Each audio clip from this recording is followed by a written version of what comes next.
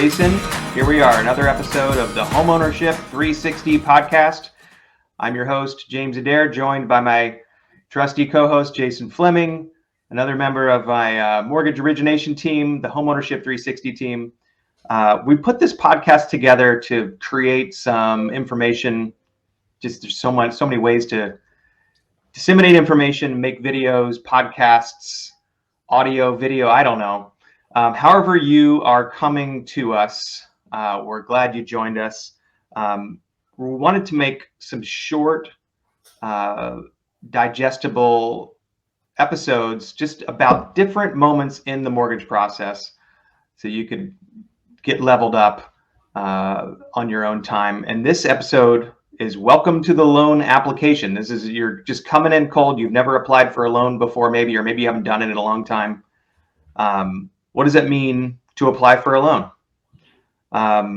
Jason, what do you tell people when they're just fresh off the train, coming to you asking, well, what do I do now? Yeah, I mean, we have to talk about, that it's not as scary as it feels, right? Like this idea, I think, of applying for a mortgage feels really daunting.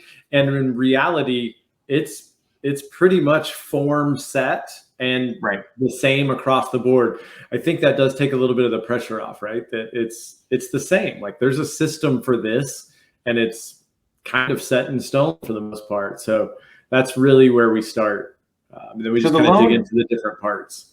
Exactly. The loan application, I think, can be scary, especially when people think that they're talking to a bank and that bankers are judging them and making a decision about, should I give this person a mortgage? Do they deserve it? It's a lot. There's a lot of it feels really personal, but when you know how it works behind the scenes, it's pretty impersonal. It's very technical and standardized.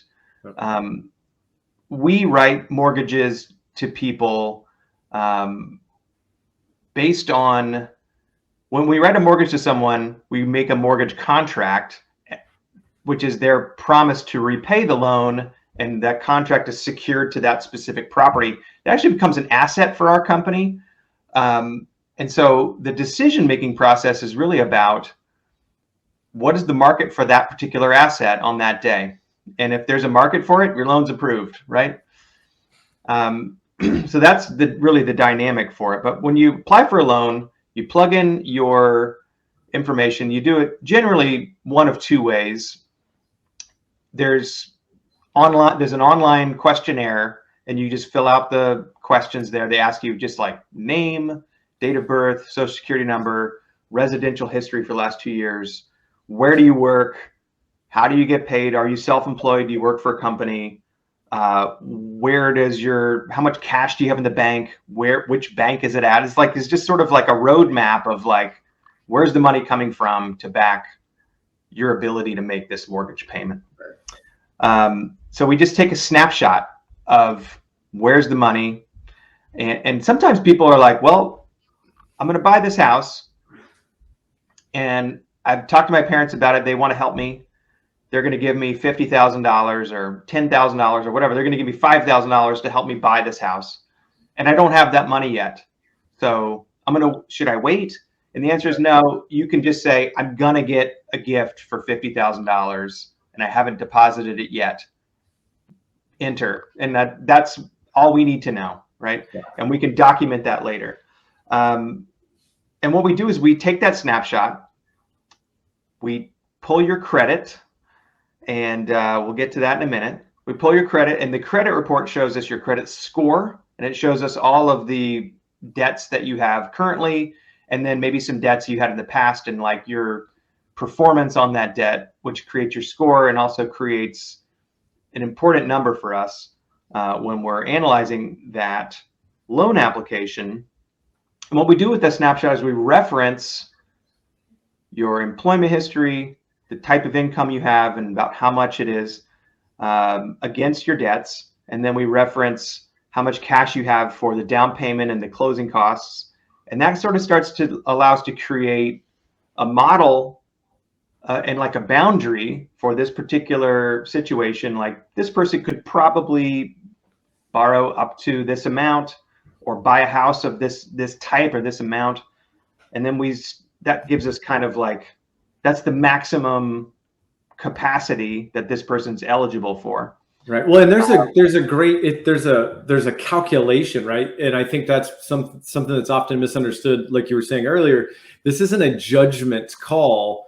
Right. I mean, it is, but it's built on a system where it says, okay, you make X amount of money per month and you already owe Y amount in these other debts. Again, like James mentioned, it comes in on your credit report, shows everything you owe. So we know what your base level is of bills that have to be paid every month based on your debt.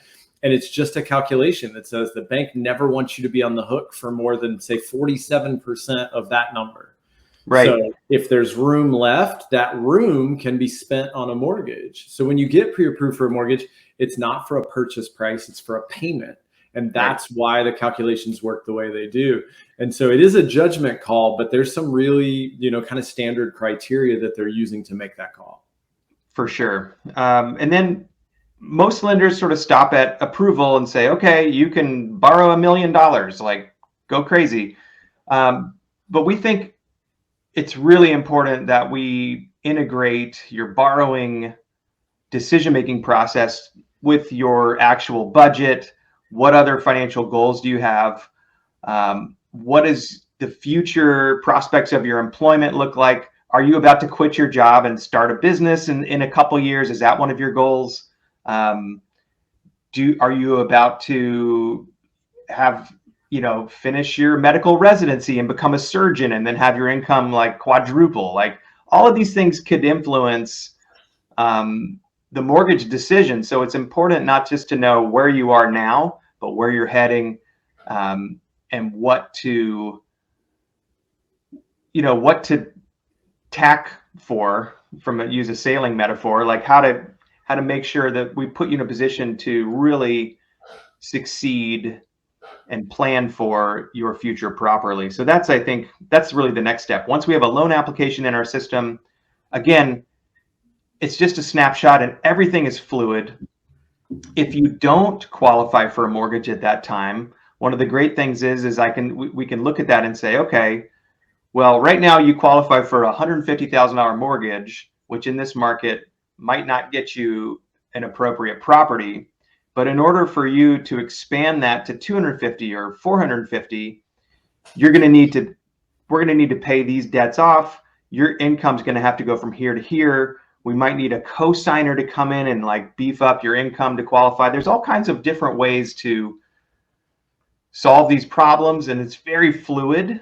Right? We can edit the loan application. We understand that it's like a living, breathing thing that's changing all the time. So don't be afraid of waiting. I'm going to wait to apply for this to happen. Go ahead and apply, right? And when we know that this change is going to happen in 6 months or something, it's good for us to know, or maybe it's not uncommon for people who think they don't qualify for a mortgage to apply and realize they actually do qualify for a mortgage. So let the professionals tell you where you're at. Don't try to make that decision for yourself. Absolutely. Well, I think you mentioned cosigner. I think that's something else that a lot of people underestimate, how many people get help qualifying for a mortgage. So the application is really just that starting point. Like, let's see where you are now and what that pre-qualification looks like. And then in the follow-up conversation, let's really talk about suitability and figure out if it's not what you need to buy that appropriate property, what are some things that we can do to fix it? And cosigner for a lot of people is absolutely an option. So I'm glad. For sure. Back in the day, 15, 20 years ago, there was all kinds of no doc options. If you had a good down payment, a good credit, and a job, you didn't really have to have income, or you'd have like a no ratio type thing where you don't, credit, assets, that's enough to back a loan. Now it's like you have to have employment, you have to have income. And that's where people fall into the gap that used to be able to qualify for a loan. The market for these contracts has shrunk to the point where those people on the margins are on the outside looking in. They used to be in the game. Now they're out of the game. Cosigner is a great solution.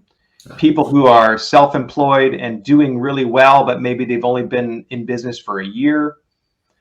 That's a tricky one. It's like, look how much money I make. It's like, yeah, you're doing great, but there's no market for this. The people buying this loan have made the rules saying we need a 2-year history, or we need to average, or maybe you're halfway through your second year, and now you're making plenty of money every month, and look at how consistent I've been for 6 months.